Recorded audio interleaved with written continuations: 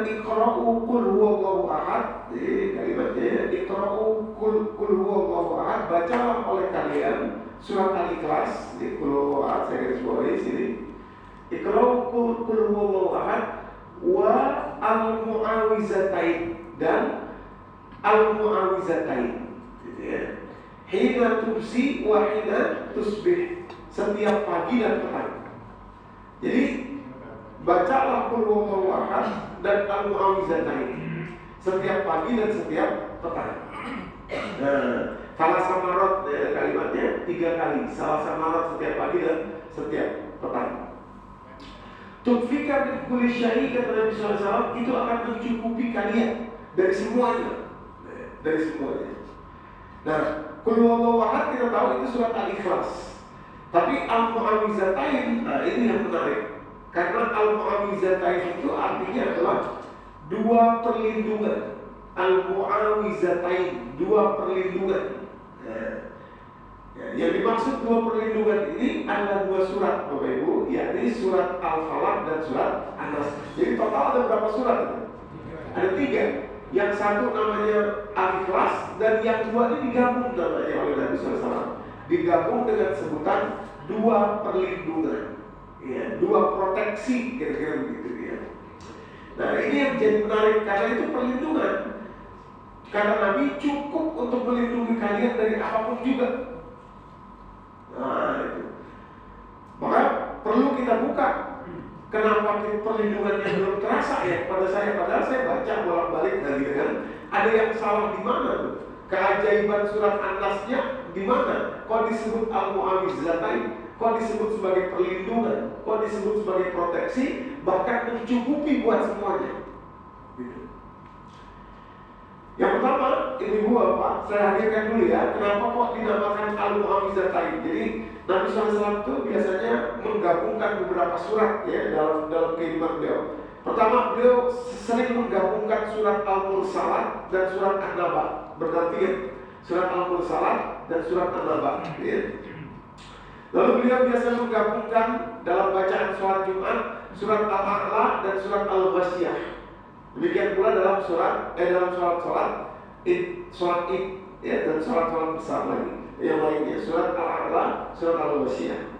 Lalu beliau menggabungkan selalu surat Al-Falaq dan surat An-Nas. Kalau dibaca pasti berdua.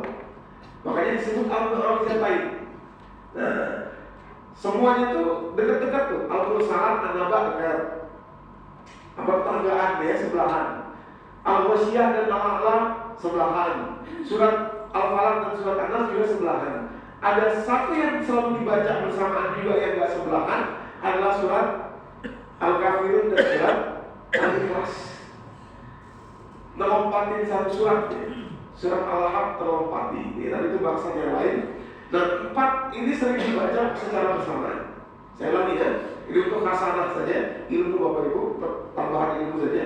Pertama surat Al-Mursalat dan surat An-Naba, ya deketan, ya tetanggaan. Terus surat Al-Ghasyiyah dan surat Al-A'la, surat Al-A'la dan surat Al-Ghasyiyah.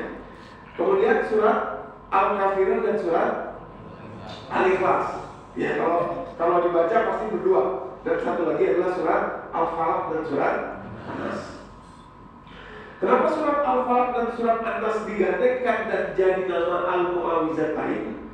Salah satunya begini Bapak Ibu, ada 3 penyebab ya kurang lebih. Ini saya rangkum saja dari berbagai penjelasan tafsir para ulama. Yang pertama, Nabi SAW itu pernah dicoba untuk disihir ya, dalam hidup beliau. Nah, percobaan sihir itu dilakukan melalui rambut beliau yang kesisa disisir. Sisirnya dicuri, dari rambut itulah kemudian disihir.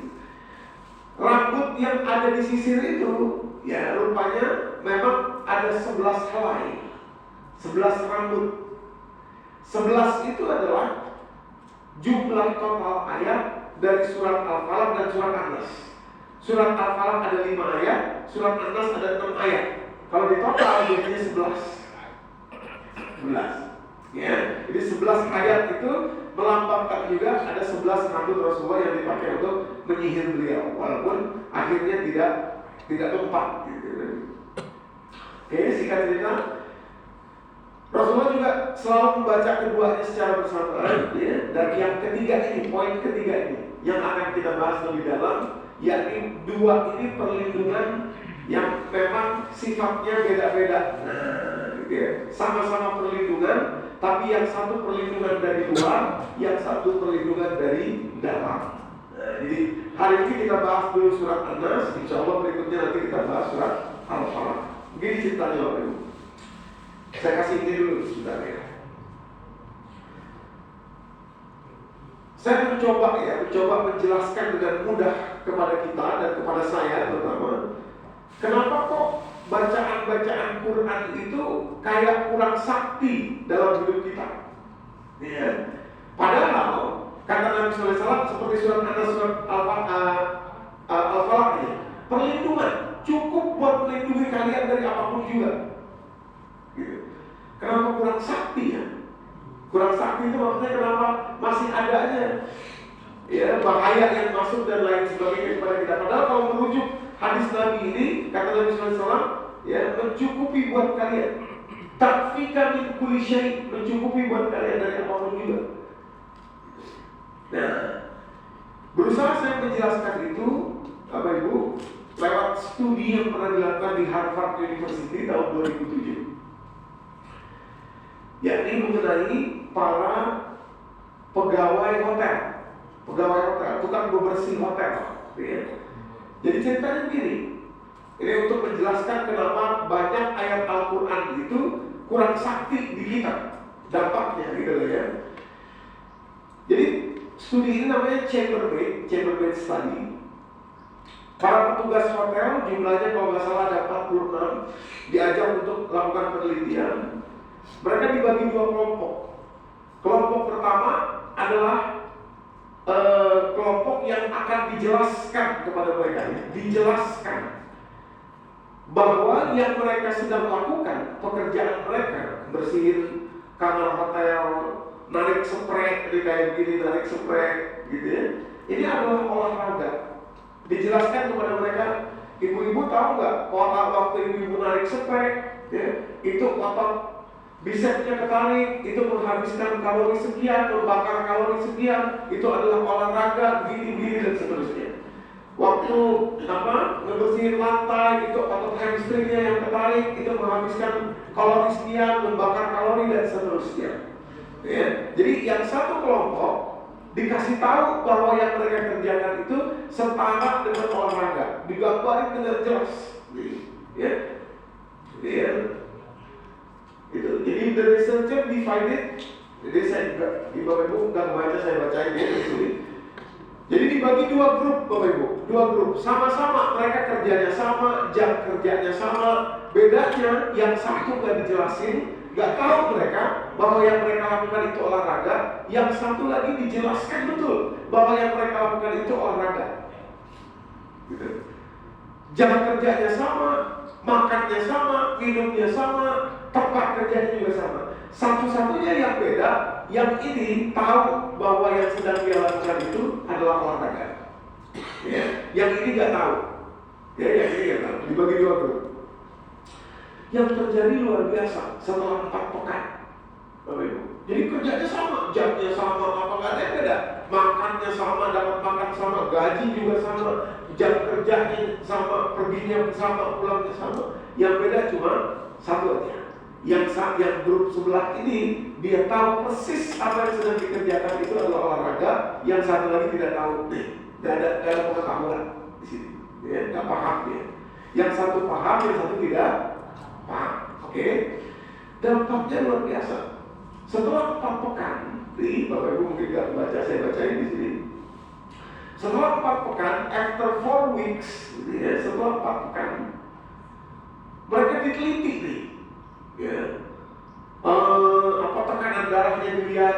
Sebelumnya dicatat dulu tekanan darahnya sekian, terus gula darahnya sekian, rasio lingkar pinggangnya sekian, gitu ya, untuk menunjukkan lemak, gitu ya. Rasio lingkar pinggang itu menjadi salah satu tanda kesehatan seseorang. Blood pressure-nya, tekanan darah, kemudian gulanya juga diambil darahnya untuk dilihat kadar kortisol, kadar gula dan seterusnya. Dan setelah 4 pekan, yang tahu, yang ini nggak tahu, dua-duanya dicek lagi tuh. Tekanan darahnya dicek, gula darahnya dicek, gitu ya. Kemudian rasio lingkar pinggangnya diukur. Nah, luar biasanya kelompok yang tahu apa yang dilakukan, paham isi apa yang dia lakukan itu berubah. Tekanan darahnya jadi lebih bagus, gula darahnya turun, detak blood flow atau heart rate variability-nya jadi membaik, gitu ya. Rasio lingkar pinggangnya jadi membaik. Sementara grup yang satu yang nggak tahu, padahal sama-sama melakukan hal yang sama, tidak terjadi dampak apa-apa kepada tubuh mereka. Judul penelitiannya The Chambermaid Study. Kalau Bapak Ibu nanti buka, mau baca di Google, ketik aja The Chambermaid Study, keluar hasil penelitian dari Harvard University. Inilah Bapak Ibu yang dirahmati Allah. Waktu saya baca penelitian ini, jangan-jangan ini yang membuat kita baca Quran, ya, ayat-ayat yang memang memiliki, maaf ya saya pakai kata-kata ini, memiliki kesaktian. Sakti dalam tanda kutip ya. Sakti itu maksudnya sesuai dengan tadi janji Nabi gitu ya. Baca ini, Al-Mu'awizatain untuk perlindunganmu. Sakti itu. Nabi bilang mencukupi buat kamu. Dua surat ini. Tapi kenapa belum terbukti sama kita? Jangan-jangan persoalannya ada di sini, Pak. Persoalannya adalah jangan-jangan kita baca karena udah hafal dari kecil, baca berkali-kali. Yang dikejar kuantitasnya. Berapa ratus kali saya harus baca, Ustaz? Padahal yang menjadi beda adalah isi pahamnya. Isi pahamnya. Gitu. Nah, seperti Chambermaid Study ini, Bapak Ibu yang dirahmati Allah, perubahan terjadi ketika mereka paham isinya. Dampaknya ke dalam diri. Kalau kata Nabi, 3 kali sehari baca, sore 3, pagi 3 cukup, mencukupi buat kalian. Gitu. Jadi semua nggak harus 100, nggak harus 1000, nggak harus, cuma pahamnya Al-Mu'awizatain, maka itu dinamai perlindungan. Gitu. Ya. Nah, sekarang kita masuk deh. Jadi bedanya adalah yang satu betul-betul ngerti mindsetnya, isinya, paham dia, yang satu enggak. Dampaknya beda. Nah, jadi mudah-mudahan pagi ini yang mau kita buka ini adalah sedikit pemahaman tentang saktinya surat An-Nas ini. Bapak Ibu mudah-mudahan jadi pulang pagi ini sudah punya isi. Tinggal baca nanti dengan isinya. Di sini. Begitu baca qul a'udzu birabbin nas, malikin nas, di sini dia muter. Oh, ini maksudnya. Perbudakannya. Ya. Oke. Masih semangat nih Ibu, Bapak? Semangat. Saya beri dulu kalau gitu ya. Yang mana yang paham apa paham?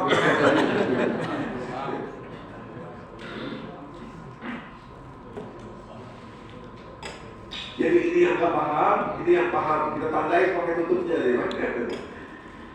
Begini Bapak Ibu, surat An-Nas dan Al-Falaq. Kita buka kepahamannya sekarang supaya Ibu Bapak pulang nanti insya Allah dari pengajian ini memiliki ya isi di dalamnya. Tinggal baca nanti, bacanya dengan merefleksikan pemahamannya ya. Walaupun ini cuma sedikit saja dari betapa dahsyatnya surat An-Nas ini. Jadi gini Bapak Ibu, Al-Mu'awizatain ini penting sekali untuk bisa kita pahami. Ada bedanya antara surat An-Nas dan Al-Falaq, walaupun namanya disebut secara barengan, sama-sama disebut Al-Mu'awizatain, 2 perlindungan, tapi peruntukan perlindungannya ini beda. Bedanya gimana? Gini Pak, dalam surat An-Nas, Ibu ya,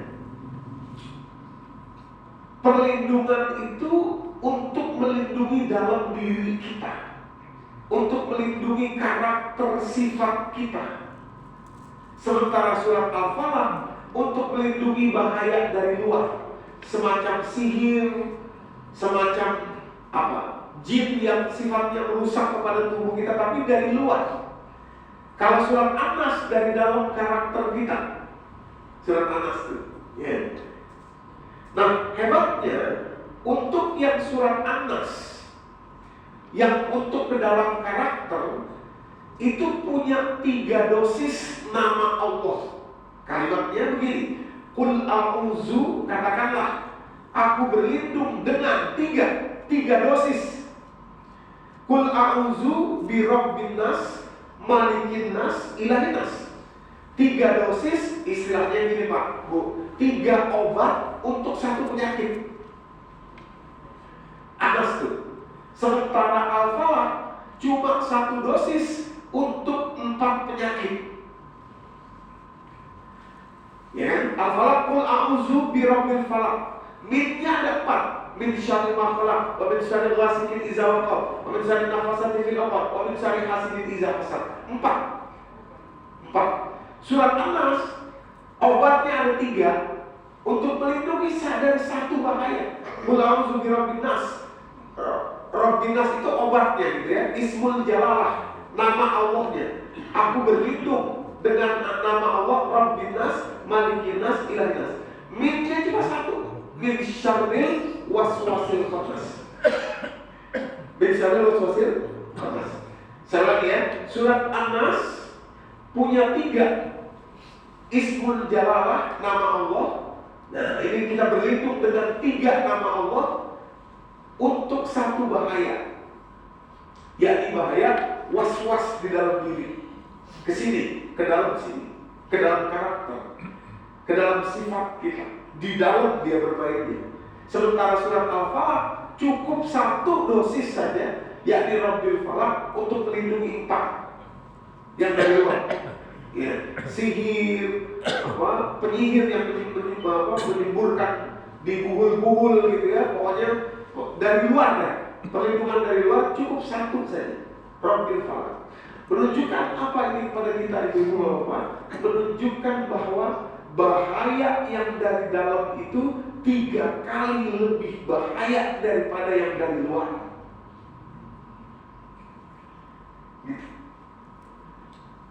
Saya lagi ya.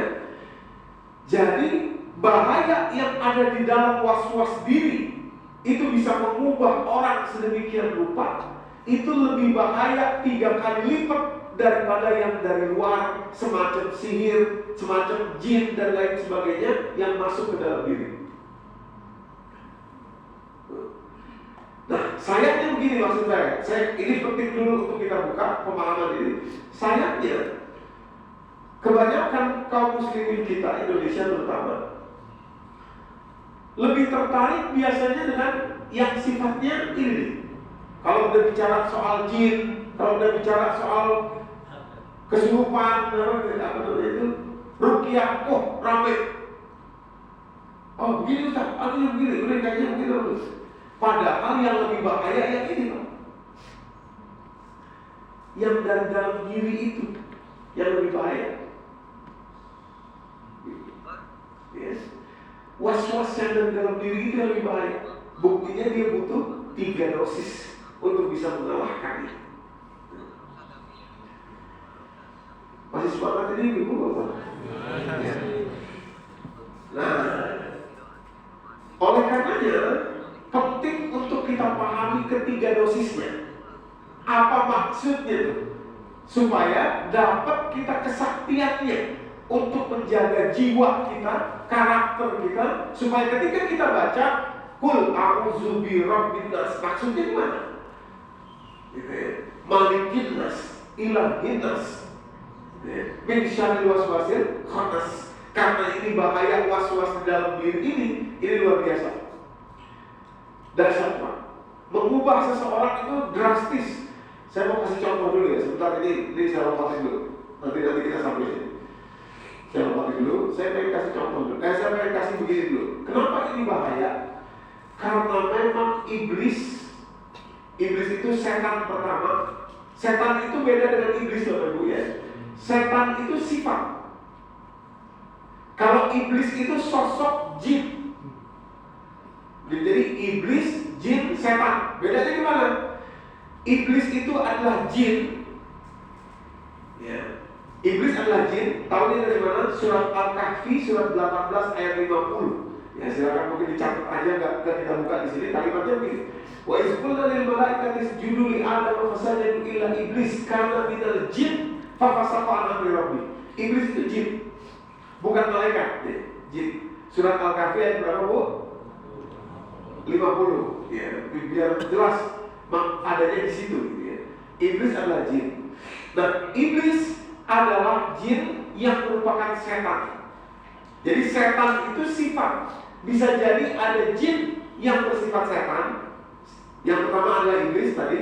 Dan bisa jadi juga ada manusia yang bersifat setan. Tahunya dari mana? Surat ke-6 Al-An'am ayat 112 awal juz yang ke-8. Juga kayaknya belum saya masukin di sini, lupa. Kalimatnya boleh kalau mau diingat dicatat aja. Kalimatnya begini. Wa kadzalika ja'alna likulli nabiyyin aduwwan syayatinal insi wal jinni yuhi ba'duhum ila ba'din zukhrufal qawli ghurura. Kalimatnya. Ya, kami jadikan kata Allah musuh bagi nabi dan umat nabi. Kita ini umat Nabi Muhammad. Musuhnya syayatin, jamak dari kata syaitan. Syayatin, setan-setan, syayatinan, insi wal jinni. Setan-setan berbentuk manusia dan setan-setan berbentuk jin. Jadi setan itu sifat. Sifat apa? Sifat menjauhkan manusia dari ini kita buka di sini. Ini deklarasi setan pertama. Ya, deklarasi di hadapan Allah dia deklarasinya. Untuk kita tahu kalau ada sifat yang seperti itu masuk dalam diri kita, was-was baik dari manusia maupun dari dalam diri kita sendiri yang berasal dari jin. Berarti ini bentuk syaitania. Dan itu bahayanya luar biasa. Deklarasinya ada dua. Deklarasi setan diawali dari setan pertama. Siapa setan pertama, Bu? Namanya apa? Iblis. Dia adalah iblis itu makhluk jenis apa? Jin. Nah, lalu kemudian dia punya anak asuh, punya murid dari kalangan jin dan manusia. Ya, dikasih sifat yang sama oleh dia. Untuk apa? Untuk menggoda kepada manusia lain yang ingin beriman, gitu ya. Nah, kita sekarang akan buka nih sifat setaniyah itu indikasinya apa? Ada dua deklarasinya. Pertama dalam surat Al-Hijr ayat 39, surat ke-15, dan nanti surat ke-7 Al-A'raf ayat 16 dan 17. Kenapa dua ayat ini di surat Al-Hijr dan surat Al-A'raf ini digabung menjadi satu? Karena diawali dengan kalimat yang sama ketika iblis sebagai setan pertama itu mendeklarasikan di hadapan Allah ketika itu. Deklarasi sifat syaitaniyahnya. Dia bilang begini, ya, Allah abadikan dalam surat Al-Hijr ayat 39. Qala Rabbi bima aghwaytani. Rabbi bima aghwaytani. Dalam surat Al-Hijr. Rabb, di sini ada kata Rabb. Ya Allah, Rabbku, Rabb saya. Bima aghwaytani, karena engkau telah mengizinkan saya jadi tersesat begini, atau telah memutuskan saya jadi tersesat begini, kata iblis. Rabbi bima aghwaytani, yang ayat surat Al-Hijrnya. Surat Al-A'rafnya qala fa bima aghwaytani. Kalau tadi qala Rabbi bima aghwaytani, sekarang qala fa bima aghwaytani. Gitu ya. Sama, ya, cuma beda Rabb-nya doang. Ya, jadi lihat kembali ke surat Al-Hijr ayat 9, Rabbi bima aghwaytani, wahai Tuhanku, karena Engkau telah mengizinkan aku jadi tersesat begini. Kemudian ada lam taukid di situ menunjukkan sungguh-sungguh. La uzayyinanna lahum, aku akan membuat indah dalam benak seluruh anak manusia. Perbuatan yang salah pertama dibikin indah oleh dia. La uzayyinanna lahum fil ardh wala ughwiyannahum, lam taukid kedua, baru kemudian aku sesatkan mereka. Nah, ini kerjaan setan. Maksudnya dari mana? Was-was. Maka itu surat An-Nas, qul a'udzu birabbil nas, malikin nas, ilahin nas, min syarril waswasil khannas, allazi yuwaswisu fi sudurin nas. Minal dua. jinnati wan nas. Jinnati wan nas yang punya sifat syaitania. Dari mana tahunya tadi? Surat ke-6 ayat ke-112. Surat ke-6 ayat 112. Awas ini rangkaiannya kalau bisa Bapak Ibu ingat ya. Jadi surat ke-6 ayat 112. Nah, setan, jin dan manusia kerjaannya mewas-waskan masuk dalam dada manusia. Surat An-Nas tadi. Oke. Lanjut di sini kalimatnya. Iblis bilang, saya akan hiasi dalam pikiran manusia perbuatan salah mereka seolah-olah baik. Walaupun yannahum ajmain, baru kemudian saya sesatkan mereka semua. Berikutnya dia bilang, nah ini lebih rinci lagi, lebih detail lagi, cara menggelincirkannya itu gimana? Cara membuat indah perilaku yang salah itu gimana? Rupanya oleh Allah dibuka secara detail kepada kita supaya kita belajar, Bapak Ibu. Supaya kita belajar. Nah, kalimatnya dalam surah Al-A'raf ayat 16-17. Qala fabima aghwaytani, kata iblis, karena engkau telah mengizinkan saya tersesat, adalah tauhid juga, la'aqudanna lahum, sungguh-sungguh saya akan menggelincirkan mereka semua. La'aqudanna lahum siratal mustaqim, saya akan menggelincirkan mereka semua dari jalan yang lurus. Padahal kita minta setiap hari minimal 17 kali ihdinas siratal mustaqim. Jadi ke situ juga arah iblis. Kita minta siratal mustaqim, iblis juga bekerja untuk menggelincirkan dari siratal mustaqim. Dan ciri orang berada di siratal mustaqim atau tidak ada pada ayat 17-nya, Pak. Jadi pertempurannya tuh di sini. Nah, mengerucut pertempurannya. Kata iblis pada ayat 17-nya menunjukkan strategi dia ya. Tsumma atiyannahum min baini aydihim wa min khalfihim wa an aymanihim wa an syama'ihim. Saya akan datangi dari depan belakang menggunakan kanan dan kiri. Kata iblis, wala tajidu aktsarahum syakirin. Rupanya tolak ukurnya seseorang berada di jalan yang lurus atau tidak, atau sudah berhasil diambil oleh iblis atau tidak, isi dirinya adalah ketika dia tidak lagi mampu bersyukur. Wala tajidu aktsarahum syakirin.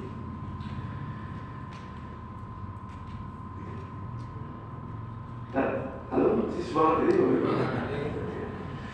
Jadi kata iblis itu, iblis bukan menyerang ilmu seseorang, bukan menyerang ibadah seseorang, tapi menyerang rasa syukur seseorang. Biarin orang ini ilmunya banyak, tapi bikin dia supaya gak bersyukur. Akhirnya itu ilmu jadi riya, jadi kesombongan, jadi takabur, jadi keangkuhan ilmu itu. Biarin ini orang banyak ibadah, tapi jangan bersyukur. Akhirnya ibadah yang dia lakukan jadi riya, jadi pamer, jadi merasa tinggi. Yang disasar bukan ibadah, bukan ilmu, rasa syukur. Oke? Kok kayaknya kaget ini Bapak Ibu? Deklarasi setan ini. Makanya nanti perlindungannya dari mana? Dari surat An-Nas. Perlindungannya tuh dari surat An-Nas, obatnya tuh Bapak Ibu. Cuma tadi persoalannya kita nggak ngerti, baca berkali-kali karena ini pertempurannya di dalam hati dan memperebutkan rasa syukur, otomatis harus paham kitanya. Harus paham. Baca berkali-kali umpamanya. Pagi baca surat Al-Falaq An-Nas, surat Al-Ikhlas, Al-Falaq An-Nas, baca 3 kali. Sore baca 3 kali. Tapi rasa syukurnya nggak ada. Kalah sama iblis. Karena iblis bilang, saya akan berobotin rasa syukurnya. Wala tajidu aktsarahum syakirin. Saya ambil rasa syukurnya. Coba. Gitu. Nah, oke. Sekarang kita masuk lebih dalam ya. Kata iblis tadi Bapak Ibu, saya akan datangin mereka. Kalimatnya, tsumma la'atiyannahum. Saya gambarin model begini. Ini syukur yang akan direbut oleh iblis ya. Tsumma la'atiyannahum min baini aydihim. Saya akan datang dari depan. Min baini aydihim. Coba lihat, ini simbol masa depan. Sesuatu yang belum terjadi terhadap kita, tapi beban pikirannya itu sudah menggerogoti kita sehingga kita tidak bisa bersyukur. Contohnya di masa depan, belum kejadian sekarang, rasa cemas, rasa khawatir, rasa takut. Coba, mana ada sih orang bisa bersyukur sambil cemas? Ada nggak Bapak Ibu? Nggak ada. Cemas tapi bersyukur, bisa nggak? Nggak bisa. Oleh iblis, kita buat aja orang ini cemas. Biarin dia banyak ibadah, tapi cemas aja pikirannya. Aduh gimana nanti anak saya? Aduh gimana nanti anak saya? Aduh gimana nanti? Makanya saya sering bilang begini sama jamaah-jamaah, saya sering bilang begini, Bapak Ibu hati-hati dengan kalimat yang seolah-olah indah ini. Kalimat ini, Ustaz, saya sih bukan takut mati, tapi saya khawatir belum siap ini amal saya. Maaf, kalimat itu kelihatannya bagus, tapi hati-hati Bapak Ibu. Itu potensi masuk setan tuh ke kalimat itu. Kenapa? Karena cemas. Loh, terus gimana Ustaz? Memang kenyataannya saya ini merasa amal belum bagus. Jangan diucapkan kalimatnya, tapi dibalik jadi semangat. Begini semangat, kalimat semangatnya tuh, Ustaz, saya insya Allah sudah gak takut mati. Kenapa? Saya mau siapkan dengan baik, ikut pengajian, belajar di sisa umur saya ini. Tuh Bapak Ibu. Tapi kalau kalimatnya tadi masih seperti yang awal, saya bukan takut mati, tapi amal saya belum siap ini, gitu ya. Nah, itu masuk setan. Masuk setan. Jadi cemasnya, was-was. Dibalik kalimat. Oke, satu itu. Dari depan, kata iblis, saya datangin dia dari depan, ya, anak cucu Adam semuanya, ya, supaya dia cemas, khawatir, takut, jadi dia nggak bisa bersyukur. Yang kedua, saya datangin dari belakang, khalfihim. Belakang itu masa lalu, Bapak Ibu, yang sudah terjadi lalu, masa yang sudah lewat, kejadiannya sudah lewat di masa yang lalu, tapi rasanya itu masih membuat kita sekarang tidak bisa bersyukur. Rasa sedih, dendam, marah. Mana ada sih orang sambil marah sambil bersyukur? Gak ada. Mana ada orang sambil sedih sambil bersyukur? Gak ada. Kata iblis, pokoknya saya ambil syukurnya dia. Caranya ini. Peristiwanya terjadi di masa lalu, tapi beban emosinya membuat orang itu tidak bisa bersyukur sekarang saat ini. Lalu kata iblis apa? Dari kanan. Kanan itu simbol kepemilikan. Kepemilikan. Selalu kalau disebutkan kanan dalam Al-Quran, kepemilikan. Ya. Kepemilikan itu macam-macam. Anak itu kita rasa kepemilikan kita. Harta, ya, jabatan, ya, nama baik, harga diri, semua kepemilikan. Ya. Dan yang terakhir kata iblis, kiri. Kiri itu ketika kita membandingkan dengan orang lain. Lalu kita jadi inferior, jadi turun. Membandingkan dengan saudara kita, umpamanya dengan kakak beradik, membandingkan dengan tetangga, umpamanya membandingkan dengan teman, umpamanya membandingkan dengan siapapun. Lalu kita merasa, kok enak banget dia, bisa begini, bisa begitu, dapat ini, kok saya enggak? Padahal kan saya sama-sama lah. Ini kiri. Ya. Nah, ibu bapak yang dirahmati Allah, dalam penyebutan strategi iblis ini ada perbedaan ketika Allah menyebutkan depan dan belakang menggunakan kata-kata mid. Nah, ini ada bedanya. Udah mumpung kita buka strategi iblis ini, kita buka sekalian ya biar kita paham. Nah, nanti obatnya adalah surat An-Nas. Tapi kita tahu dulu nih penyakitnya nih. Oh, di sini, pertempurannya tuh di situ. Nah, baru kita baca qul a'udzu birabbin nas dengan paham. Malikin nas. Maksudnya biar masuk ke dalam pertempuran itu. Ilahin nas. Nah, masuk. Tapi kalau kita nggak paham, coba baca apa?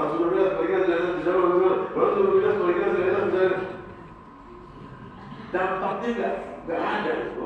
Ya, walaupun pahalanya ada, itu bedanya Quran ya. Quran itu dibaca nggak paham juga tetap saking kasih sayangnya Allah pahala dapat. Tapi nggak ada dampaknya. Ya, padahal tadi kata Allah, kata Nabi SAW, ini al-mu'awizatain dan mencukupi kalian. Oke, kita masuk lebih dalam. Kata iblis, depan dan belakang, Allah bilang menggunakan kata min. Ini beda sama an. Kanan dan kiri menggunakan kata-kata an. Ya. Depan belakang, min baini ainihim wa min khalfihim wa an aymanihim wa an syama'ilihim. Beda ya. Min, an. Nggak sama tuh, beda. Makanya warnanya juga beda. Nih, warna hitam, warna hitam. Apa bedanya min dan an? An itu apa ibu? An ini, ya, itu artinya sampai kepada kita isinya, walaupun orangnya nggak nyampe. Maka itu biasanya kalau hadis-hadis diriwayatkan dalam bahasa Arab itu an Abi Hurairah radhiyallahu anhu, misalkan gitu. An itu apa? Abu Hurairahnya mah nggak nyampe kemari, cuma isi perkataan beliau sampai kepada kita, isinya nyampe, orangnya enggak. An. Tapi kalau orangnya nyampe, saya dari Cibubur nih, nyampe saya kemari, terus saya ngomong isi perkataan saya, isinya nyampe, orangnya nyampe, min. Orang tanya min aina, Ustaz misalkan gitu ya, tanya ke saya dalam bahasa Arab, min aina. Nah, cocok tuh, karena sayanya hadir di sini. Min aina anta, dari mana? Orangnya nyampe, isinya nyampe. Tapi kalau isinya nyampe, umpama saya telepon nih kepada Pak Didin, jangan Pak Didin, saya telepon, sayanya mah nggak ada. Nah, bisa dikatakan gitu ya, an. Oh ya. Gitu. Jadi beda antara an dan min, ya Bapak Ibu ya. Beda antara an dan min. Jadi an itu adalah kontennya, isinya, ya. Min itu beserta dengan pembawanya. Jadi maksudnya ketika Allah menjelaskan kepada kita strategi iblis yang ini, strategi iblis adalah depan belakang itu arah iblisnya sendiri, setan bentuk manusia atau jin yang setan tadi akan datang kepada kita, membawa isi kanan dan kiri.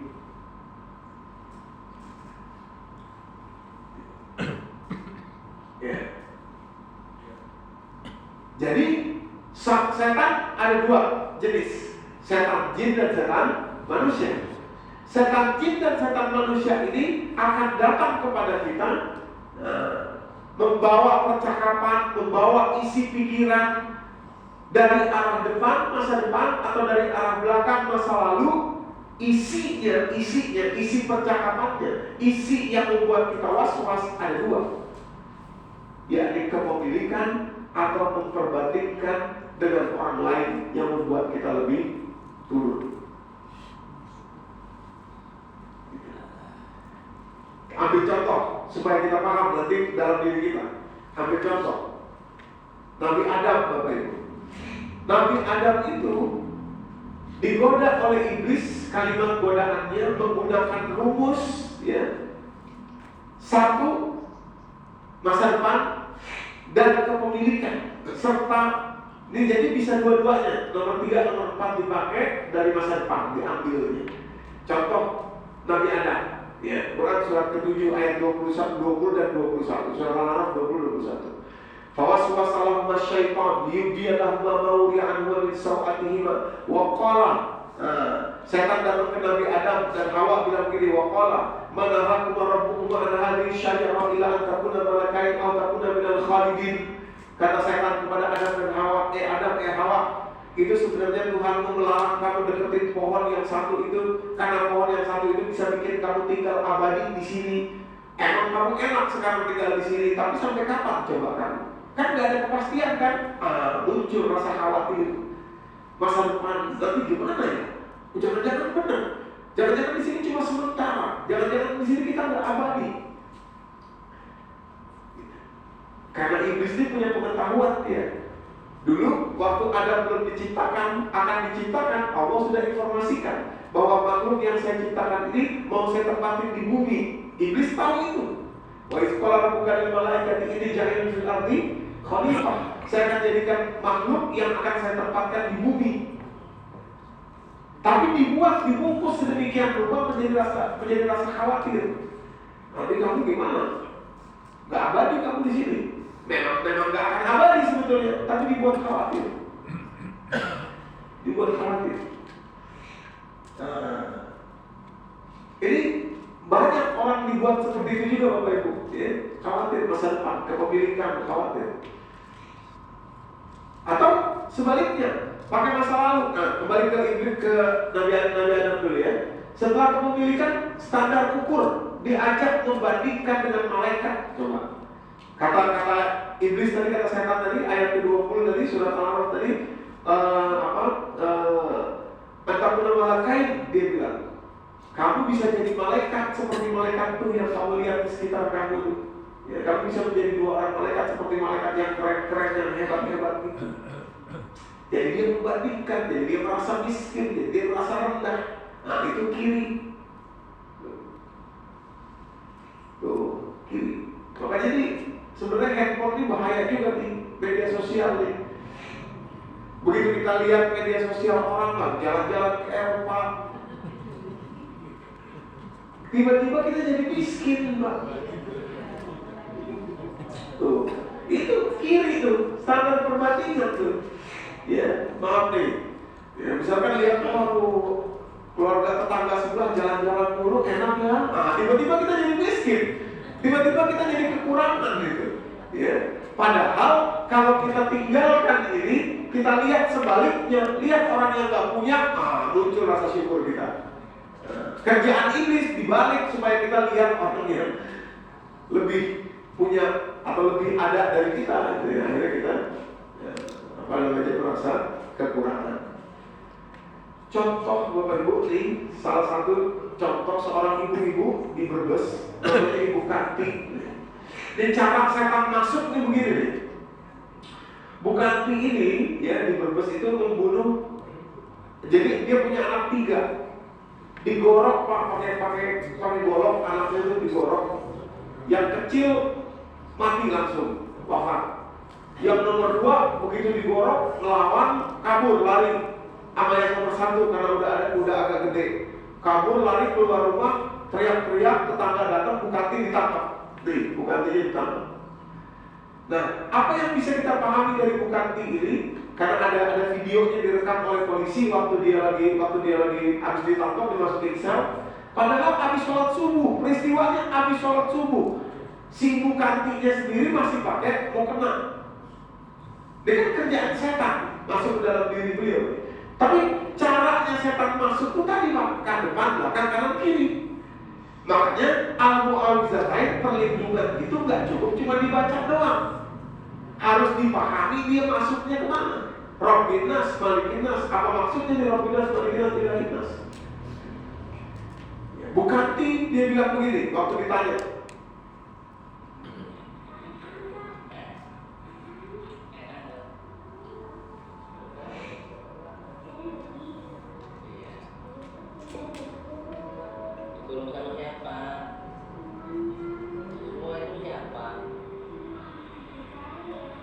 Maaf, sebentar. Dari kecil saya sudah dikurung. Dikurung sama siapa? Kata polisinya. Sama semuanya. Semua itu siapa? Sama ibu saya. Kok jadi pada sepi ini loh. Coba lihat. Tadi iblis bilang saya datangin dari depan, belakang. Belakang tuh trauma masa lalu. Pernah semasa kecil dikurung sama ibunya. Ya mungkin orang tua dulu kalau anaknya bandel, gak mau ngaji, gak mau sekolah, masukin kamar mandi, dikunciin Bapak Ibu. Itu traumanya melekat. Kalau kita tidak buru-buru memperbaiki itu dengan surat An-Nas nanti, dengan surat An-Nas, kan? Makanya sekali lagi kata Nabi, An-Nas Al-Falaq cukup buat kamu menangkal iblis, menangkal setan. Tapi kenapa belum berhasil? Karena kita bacanya tanpa memahami tadi. Kata Bukati, dari kecil saya udah dikurung sama siapa? Sama semuanya. Semua itu siapa? Ibu saya.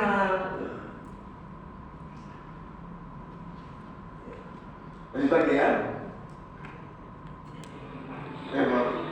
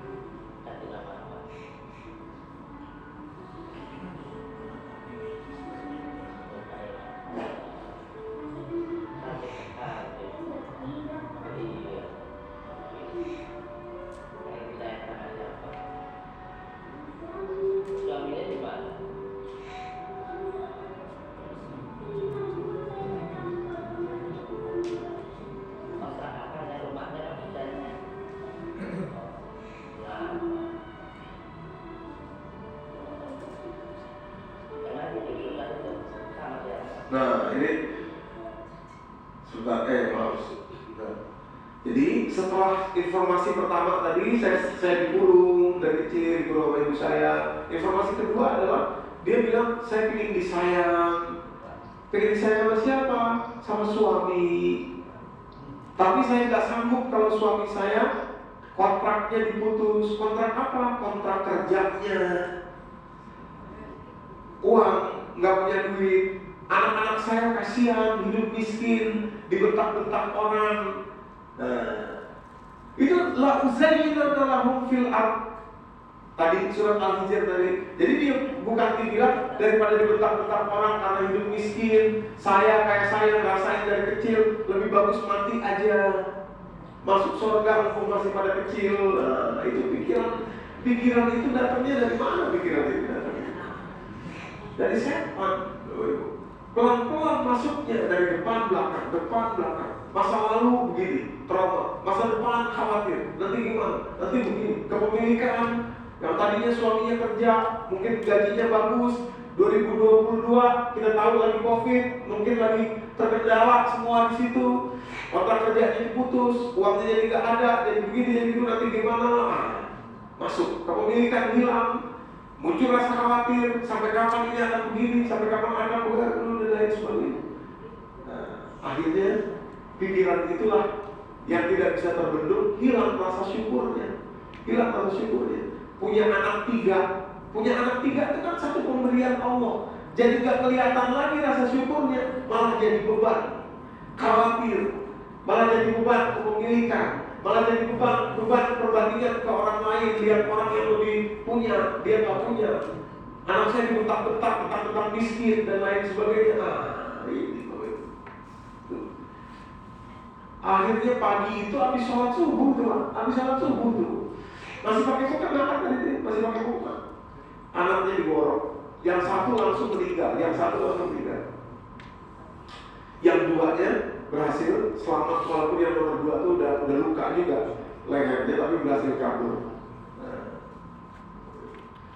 Nah, itu maksudnya begini, Bukati ini contoh setan berhasil masuk sampai level yang sangat tinggi. Tapi caranya sama masuk ke kita. Mungkin level kita masih belum sampai ke situ, belum setara itu levelnya. Tapi cara masuknya sama. Makanya nggak ada obat lain kecuali surat An-Nas. Tapi kata-kata Rabbin Nas, Malikin Nas, Ilahin Nas inilah sebetulnya yang harus kita buka, karena rasa syukur itu dari sini, Bapak Ibu. Ini maksudnya. Rasa syukur itu dari sini. Rabbin Nas, Malikin Nas, Ilahin Nas. Maka kita bersyukur. Kalau kita baca-baca doang nggak ada apa, isinya nggak ada. Oke. Nah, tentu kita tidak bisa buka semua tiga-tiganya, ya, karena ini panjang ceritanya, ya, Bapak Ibu. Tapi mungkin kita buka sedikit aja mengenai Rabbin Nas. Ya, Rabbin Nas, sedikit aja mengenai Rabbin Nas. Kita belajar dari mana? Dari Nabi Ibrahim. Nabi Ibrahim pernah menjelaskan apa itu definisi Rabbin Nas, supaya nanti kita buka dan kita paham akhirnya ketika baca Auzubillahi Nas, Malikin Nas, Ilahin Nas. Maksudnya di dalam kepala kita, maksudnya apa? Ya. Oke. Surat Asy-Syu'ara itu surat ke-26, mulai dari ayat 77 sampai 82. Ya. Nih kalimat Nabi Ibrahim nih Bapak Ibu ya. Kalimatnya begini. Ayat 77 dulu. Surat Asy-Syu'ara surat 26 ayat 77. Kalimat Nabi Ibrahim, fa innahum aduwwun li, semua Tuhan sesembahan kalian itu musuh saya, kecuali illa rabbal alamin, rabbin nas, rabbil alamin, rabbil alamin. Lalu beliau menjelaskan apa saja definisi rabbul alamin, rabbin nas, apa saja definisinya.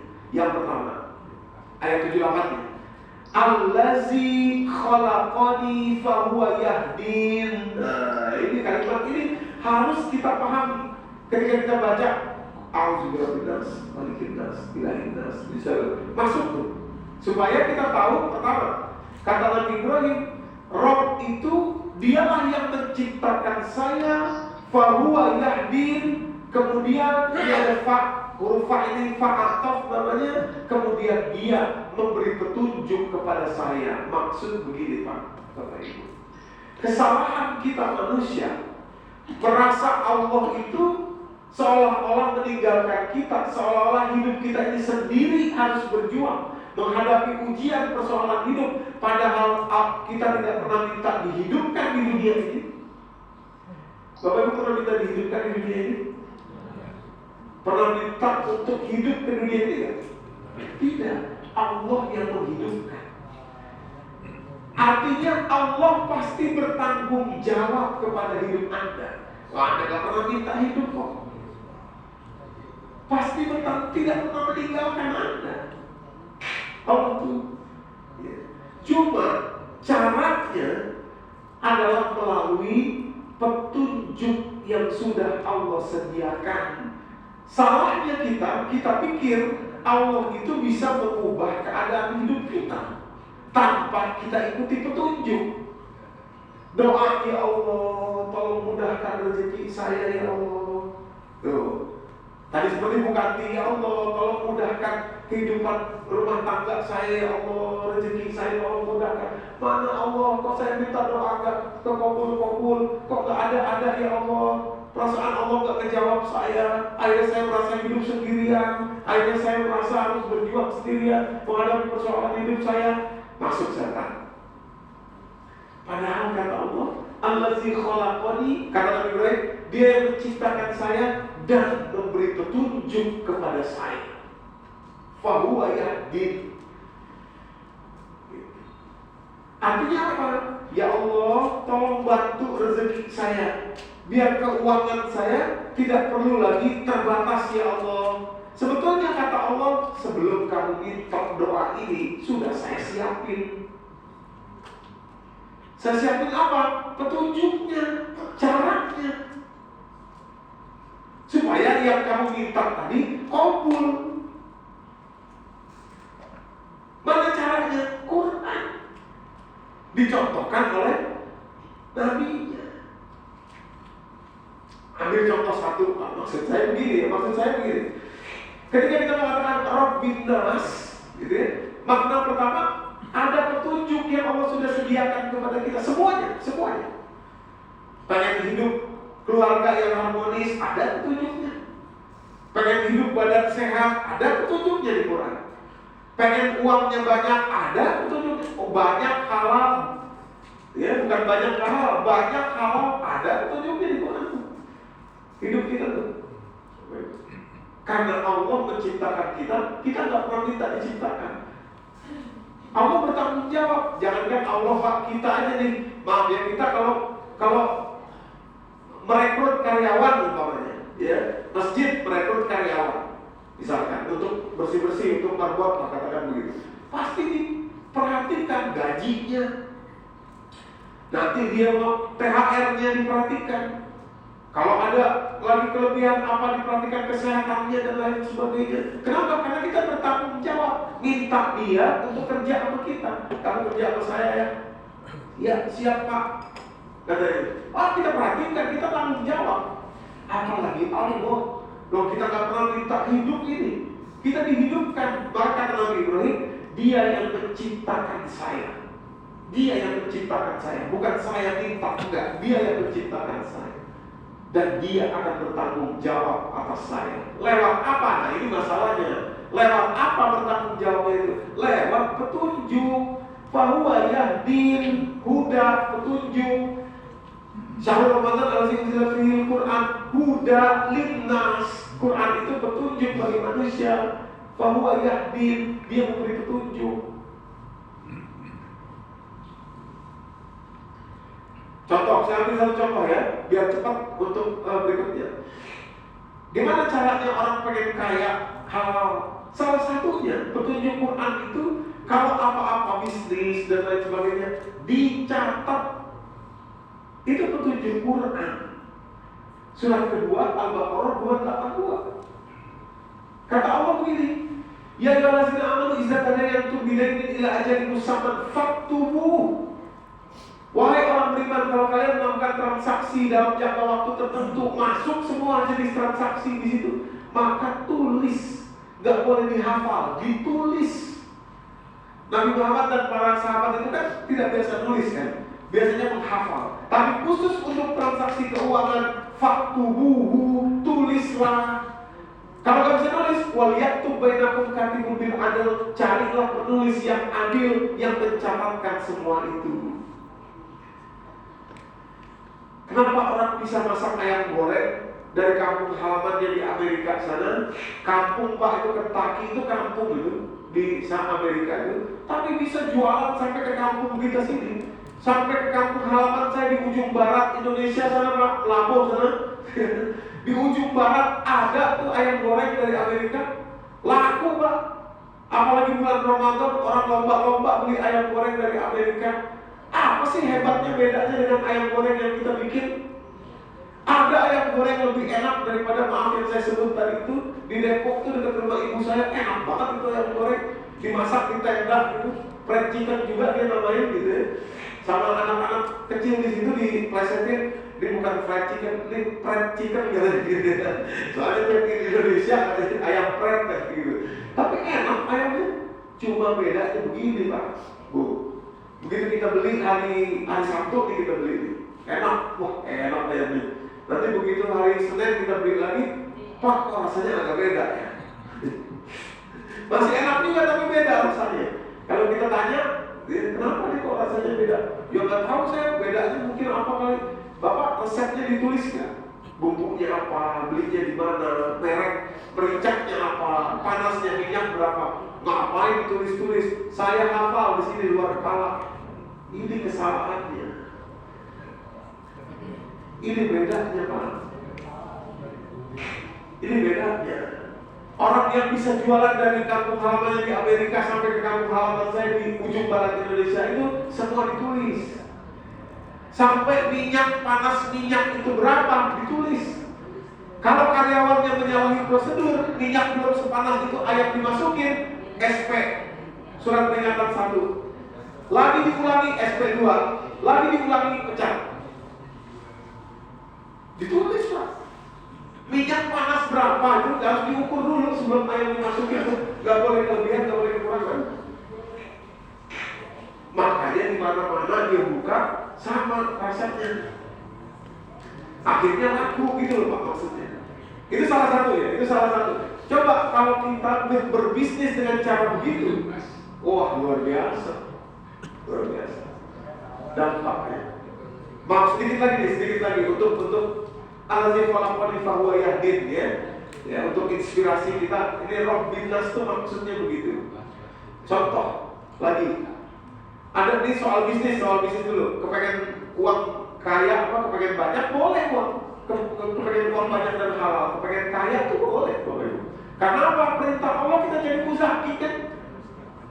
Ya kan, Qulil afu, Quran surat kedua ayat 219. Yas'alunaka madzaa yunfiqun, Qulil afu. Apa yang diinfakkan yang lebih dari kebutuhan. Nah, jadi muzaki itu kan perintah Allah. Nah, caranya ada. Saya beri satu contoh lagi tentang cara mencatat tadi dalam bisnis. Kenapa kemudian tadi produk tadi yang sudah kebetulan disebut tadi ya, awalannya K tadi itu ya, fried chicken yang awalannya K. Itu Pak, beda dengan ketika kita dagang. Kalau orang Indonesia dagang, dia bikin soto, soto, warung soto. Terus suatu malam ada yang datang makan, istrinya makan soto, suaminya bilang gini, sate nggak ada di sate. Kepengen sate nggak ada Pak. Lalu setelah tamu pulang ngobrol, tadi ada yang nanyain sate nih. Padahal dia buka soto nih, ada yang nanyain sate. Akhirnya udah kita bikin deh sate juga menunya, biar nanti kalau ada orang minta sate ada kita. Akhirnya bikin sate. Nah, yang bikin sate itu, keputusan bikin sate itu bukan berdasarkan catatan, tapi berdasarkan ada orang yang minta aja. Akhirnya apa yang tidak disadari, inventory-nya bertambah, biayanya bertambah, karena harus ada modal ini lagi, lakunya belum tentu. Biayanya nambah, gitu. Coba perhatikan yang K tadi itu, fried chicken tadi itu. Dia buka menu-menu berikutnya berdasarkan catatan, Pak. Ayam begitu diolah, ada yang rontok, Pak. Sekian ayam yang rontok tuh sehari umpamanya. Ada sekian banyak rontokan ayam tuh. Wah, karena dicatat ini rontokan ayam, kita jadiin menu nih rontokan ayam nih. Tinggal tambah cari roti. Orang supplier roti, kita beli aja rotinya dia berapa. Lalu kita jadiin burger isinya ayam dari rontokan ayam. Jadi itu bukan inventory, bukan liabilitas dalam pencatatan keuangan, bukan beban, tapi justru solusi untuk apa yang tadi harusnya jadi dibuat. Gimana? Catat, dari catatan tahunya tuh, dari catatan. Gitu. Maaf nih, sedikit lagi, ada stik yang murah laku Pak di Depok itu namanya mun gitu ya, laku gitu. Wah, sampai orang ngantri, harga 18.000 stik ayam tuh pakai hot plate itu. Wah, yang beli banyak banget gitu. Saya baru tahu kunci mereka itu apa? Kunci mereka itu mereka punya gudang membeli ayam broiler itu, dia beli banyak sehingga dia dapat harga murah. Gudangnya di Bandung, di Jatinangor Pak, gudangnya. Satu rumah isinya chest freezer, chiller. Nah ini untuk semua, untuk cabang Depok, untuk cabang Bandung, untuk cabang ini. Sehingga mereka bisa menekan harga dengan murah karena bahan baku mereka dapat dengan murah. Syaratnya pembeliannya besar, disimpan. Akhirnya yang lain-lain pesaingnya lihat, oh dia bikin harga 18.000, ayo kita bikin deh. Nggak kejar, beli ayamnya aja udah berapa, dijual 18.000, untung juga ada, kalah akhirnya. Nah makanya dia bisa jual banyak, volume, laba. Caranya dari mana itu? Dari catat. Oh harga sekian, kalau beli sekian ton jadi sekian harganya. Cuma kita butuh chiller aja, freezer aja. Oh supaya distribusinya cepat harus buka sekian cabang. Jadi perputarannya besar. Disitulah dapat labanya. Walaupun untungnya kecil. Catat. Kalau nggak dicatat cuma sporadis nggak bisa. Nah jadi Al-Quran sudah punya allazi khalaqani fahuwa yahdin. Dialah yang menciptakan saya dan dia akan bertanggung jawab dengan petunjuknya kepada saya supaya hidup saya ini yang saya tidak minta tapi diberi ini oleh Allah SWT betul-betul dalam keadaan yang baik. Berikutnya kata Nabi Ibrahim tentang Rabb ini, wallazi huwa yut'imuni wa yasqin. Dialah yang memberi saya makan dan memberi saya minum. Ini kalau kita pahami, Bapak Ibu yang dirahmati Allah, kalau Bukati tadi memahami ini, ya, dia tidak perlu cemas. Karena yang memberi makan dia, memberi minum dia Allah sejak awal. Ya. Maksudnya gimana? Nah, ini saya buka dikit Pak. Maksudnya sejak awal itu Pak, Nih, udel kita itu, ya, udel nih, pusar itu adalah tanda yang tersisa di tubuh kita ini selama-lamanya. Tanda bahwa sejak awal Allah sudah memberi makan kepada kita. Jadi tali pusar, Pak, ya, dibalut oleh plasenta. Itu adalah tali yang terhubung kepada tulang dada ibu kita. Jadi asiknya ibu itu sebetulnya sudah mulai dari saat di dalam kandungan. Ya, maka itu nanti 30 bulan namanya itu dalam surat Al-Ahqaf ayat 15 itu. Ya 40 bulan ya. Itu termasuk dengan ketika ada 9 bulan di dalam sini, di dalam perut itu diberi ASI. Nah, hebatnya begini, Pak.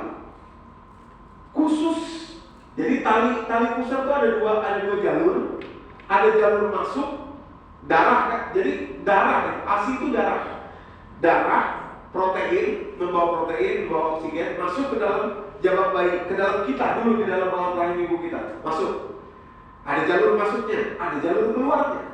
Jadi darah yang sudah diambil vitaminnya, albuminnya, sudah diambil oksigennya, nutrisinya, kemudian dialirkan lagi darah tadi itu ke atas. Nanti diolah lagi oleh tubuh ibu kita. Masuk lagi proteinnya berdasarkan apa yang beliau makan, berdasarkan oksigen yang beliau hirup, masuk lagi ke dalam kita, keluar lagi, gitu ya. Hebatnya begini, Pak. Bagian yang masuk itu, bagian yang masuk dia warna biru ini, Pak, itu memelintir, memuntir, ya. Tali pusar itu memuntir, rata-rata memuntir begini, memelintir begini. Ketika anak lahir itu begitu dilihat, tali pusarnya melintir itu 40 kali rata-rata puntirannya. Ada yang 43, ada yang rata-rata 40 kali. Nah, yang keluar enggak. Ini dokter ilmu modern aja belum ngerti kenapa ya, kok bisa begitu, kok untuk apa ya begitu ya. Nah, tapi kita sebagai orang beriman berdasarkan Al-Quran, kita paham bahwa Allah itu menyaring lewat puntiran tadi, itu disaring makanan yang masuk melalui apa yang dimakan ibu itu kan belum tentu bersih semua. Kadang-kadang ada ibu hamil, ibu lagi hamil muda nih, pengen makan seblak, seblak kan gak ada nutrisinya kan? Ya kan? Masuk makanan seblak oleh ibu hamil nih. Nah, Allah saking sayangnya sama jabang bayi ini, dipuntir ini tali pusar tadi, supaya betul-betul yang masuk sampai ke dalam bayi, ke yang dibutuhkan bayi betul-betul adalah yang murni saja. Yang murni saja. Kadang-kadang si ibu muda nih, hamil muda, pengen kopi pengen ini, pengen itu, kan gak selalu bisa dijaga kan, namanya juga manusia. Tapi oleh Allah dijaga betul-betul supaya kemudian yang masuk adalah yang murni saja kepada si anak. Ya, jadi sejak awal dulu ini buktinya udel kita masing-masing pusar kan itu, Pak. Jadi kalau kita buka baju nih, mau ganti baju misalkan, perhatiin dulu di kaca tuh, wah ini dia bukti saya, Allah ngasih makan saya sejak dulu sampai sekarang, itu buktinya udel tuh, Pak. Semua orang punya udel, Pak. Terus siapa namanya Donald Trump itu juga punya udel dia. Gitu ya. Sombong begitu, sombong begitu, orang bejat begitu punya udel juga dia. Makhluk Allah juga dia. Gitu. Nah, jadi sejak awal Allah sudah berikan makanan kepada kita. Maka itu kata Allah dalam surat Luqman, bersyukur tuh kepada Allah duluan, yang disebut tuh Allah duluan. Ya, wasailal insana biwalidayhi hamalatu ummuhu wahnan ala wahdin wa fisaluhu fi amain anishkurli wa liwalidayka. Kami wasiatkan kepada manusia untuk berbakti kepada kedua orang tuanya. Ibunya hamil, mengandung, membawa dia dalam keadaan berat, bertambah berat, dan kemudian menyusuinya sampai 2 tahun, menyapihnya kemudian setelah 2 tahun. Kata Allah, bersyukurlah kepada saya, anishkurli wa liwalidayka, kemudian kepada kedua orang tuamu. Kenapa Allah disebut duluan di sini? Karena sejak awal Allah sudah memberikan makan kepada kita. Itu maksudnya. Nah, jadi Rabbin Nas itu maksudnya begini Pak, yang kita renungi itu Bu ya. Tadi seperti bukan khawatir nanti makan apa, nanti ini apa dan lain sebagainya. Kalau dipahami, dulu kita di alam rahim nggak bisa apa-apa, nggak bisa pikir cari duit, nggak bisa pikir cari makan, nggak bisa belum ada duit. Tapi Allah mengantarkan. Apalagi sekarang sudah ada petunjuk, sudah ada kecerdasan kita, sudah ada kepahaman kita, sudah ada kemampuan energi kita. Tidak mungkin Allah tidak memberikan makan kepada kita. Allazi huwa yut'imuni. Dia yang memberi makan kepada kita. Jadi maaf ya, kalau ada orang bilang begini, Ustaz, saya ini khawatir nanti kalau saya wafat anak-anak saya masih kecil-kecil pada makan apa? Hati-hati. Itu kalimat bahaya. Bisa menggerus tauhid kita, bisa masuk setan di sini kalimat itu. Kelihatannya bagus.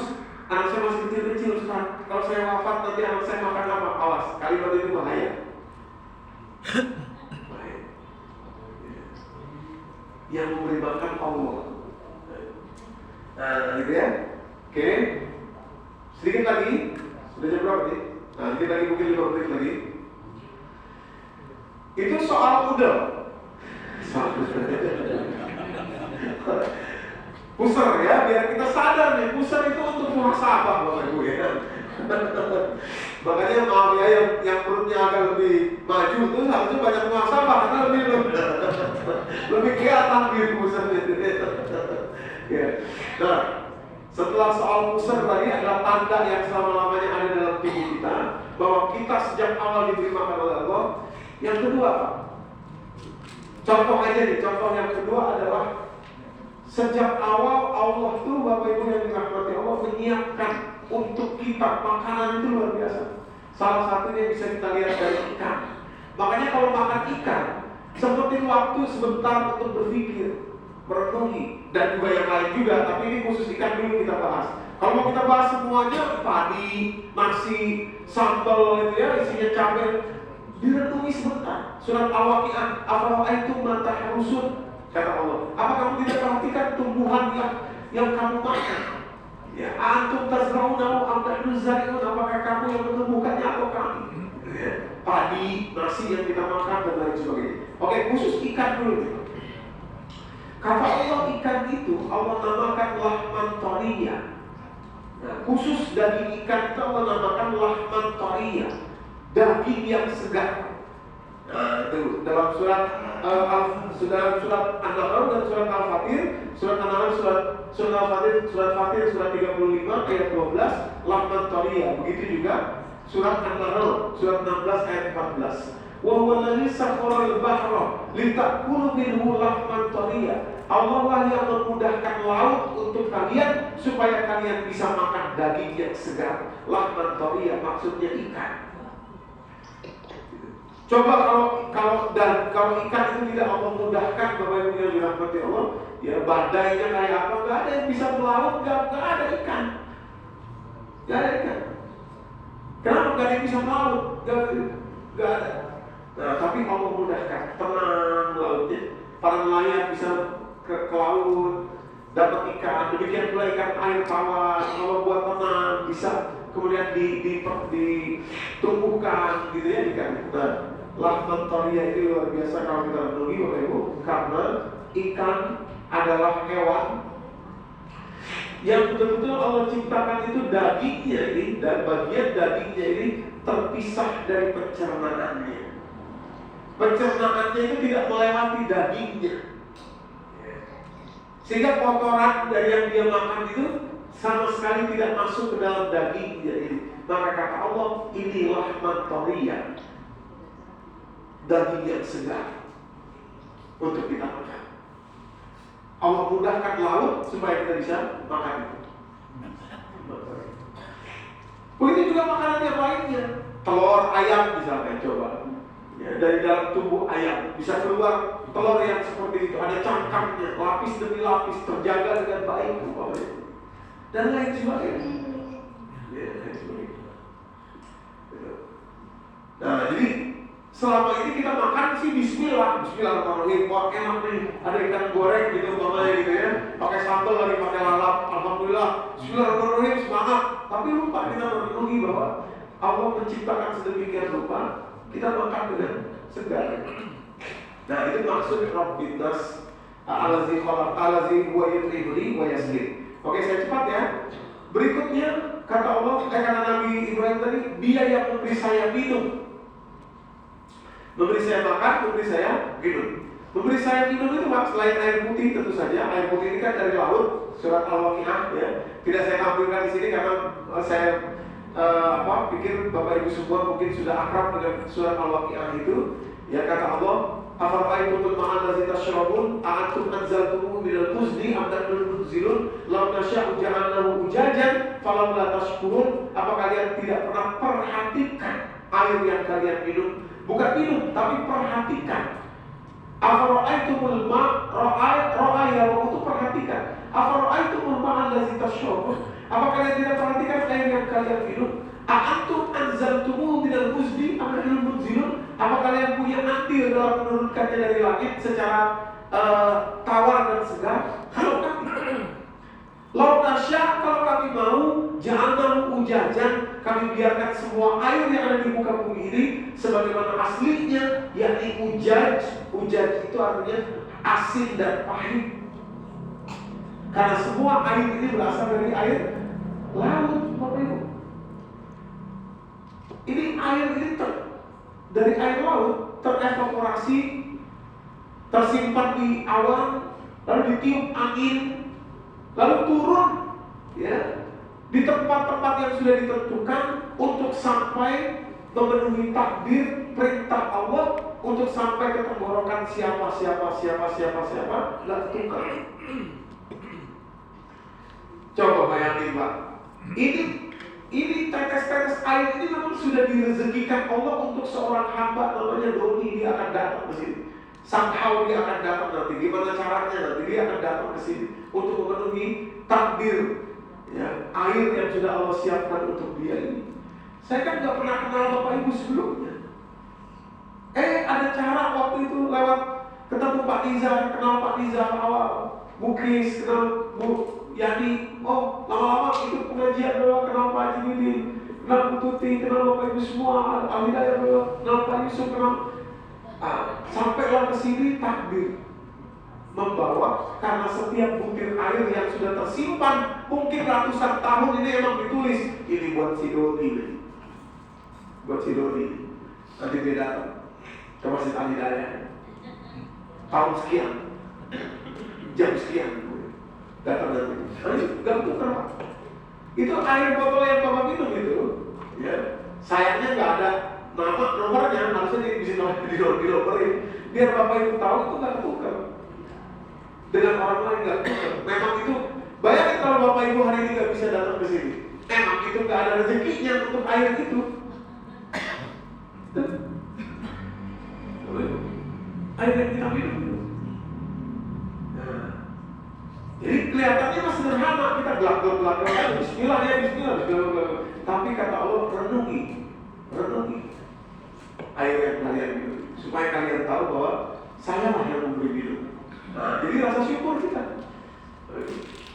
Begitu juga susu Pak nih, apalagi ya kalau susu itu luar biasa. Minum susu sapi itu Bapak Ibu, itu dahsyat luar biasa itu susu sapi itu. Dan memang Allah katakan susu sapi itu ayatnya itu menyebutkan secara khusus surat 16 ayat 66 ini perlambang Bapak Ibu ya, 1666 gitu ya. Itu perlambang itu di dalam pencernaan sapi itu chambernya ya, atau ruangan pencernaannya itu ada 4. Dan yang satu kecil, yang 3 besar, sama. Kalau kita perhatikan tadi, ini bukan cocokologi, tapi memang begitu ilmunya. 1666 surat An-Nahl surat 16 ayat 66 menyebutkan di situ bagaimana susu sapi diciptakan. Wa inna lakum fil an'ami la'ibrah, ada pelajaran buat kalian dalam binatang peliharaan ternak kalian, maksudnya sapi.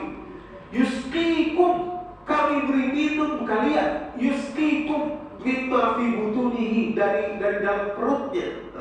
Menyebutkan perut khusus, dari dalam perutnya kami beri minum kalian.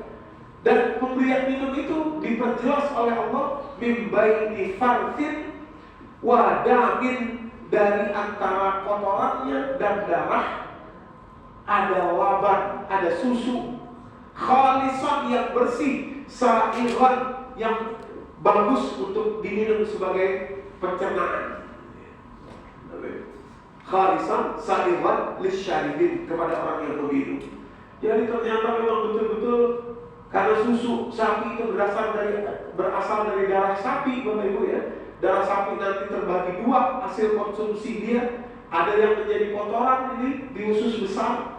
Dari kata Allah membaiki fartin, kotoran, dan darahnya masuk ke usus kecil. Nah, darah yang masuk ke usus kecil inilah ditampung oleh kelenjar susu. Ya, istilahnya sebetulnya itu payudara juga sama, ya. Sama juga seperti wanita, air susu ibu. Dari darah juga, ada kelenjar juga, yang kemudian dari kelenjar itu darah berubah menjadi susu. Seperti sapi juga, kalau ibu yang dari kelenjar-kelenjarnya ini. Lalu kemudian di sini putihnya, nah keluarlah susu di situ untuk kita minum. Untuk diminum secara segar. Secara segar. Penyebutannya jelas clear oleh Allah. Tapi hebatnya betul-betul tersebutkan di antara kotoran dan darahnya, usus kecilnya, ya masuk ke dalam tadi namanya ambing. Ambing itu ya tempat apa mungkin istilahnya itu seperti ya payudaranya seorang ibu. Nah, di situ kelenjar susunya masuk darah, di situ berubah menjadi susu. Jadi luar biasa itu susu yang tidak susu sapi ini tidak luar biasa. Jadi kata Allah, kata Nabi Ibrahim, roh itu ya sudah dua yang kita bahas, yang kita bahas. Mungkin kita cukupkan di sini dulu. Dari perkataan Nabi Ibrahim ini surat Asy-Syu'ara, yang pertama, allazi khalaqani fahuwa yahdin, dia yang menghidupkan saya dan menyiapkan petunjuk bagi perjalanan hidup saya. Yang kalau saya ikuti hidup saya jadi enak, jadi mudah. Dan yang kedua, wallazi wa yut'imuni wa yasqin, dia yang memberi saya makan dan memberi saya minum. Baru nanti yang berikutnya, wa iza maritu fa huwa yashfin, ketika saya sakit dia yang menyembuhkan, walaupun dokter adalah perantaranya. Wallazi yumituni tsumma yuhyin, dia yang menghidupkan saya dan mematikan saya, itu juga Rabb, ya. Dan wallazi atma'u ayyaghfirli khati'ati yaumaddin, dan dialah yang saya harapkan memberikan ampunan kepada saya nanti di hari kiamat, di atas dosa-dosa saya. Oke, saya pikir ini saja dulu, sudah hampir jam 7 ya. Rabb bin Nas, belum tuntas semua Rabb itu yang kita bahas. Tapi kalau kita bisa maknai saja Rabb itu ya, dampaknya luar biasa. A'udzu birabbin nas. Tapi dengan paham seperti itu, baru nanti malikin nas, ilahin nas. Muncul rasa syukur, rasa tenang di dalam hati. Itu maksudnya bacaan surat An-Nas ini. Menjaga diri kita dari dalam. Wallahu a'lam. Silakan kalau ada yang mau bertanya dan berikan tambahan. Assalamualaikum warahmatullahi wabarakatuh.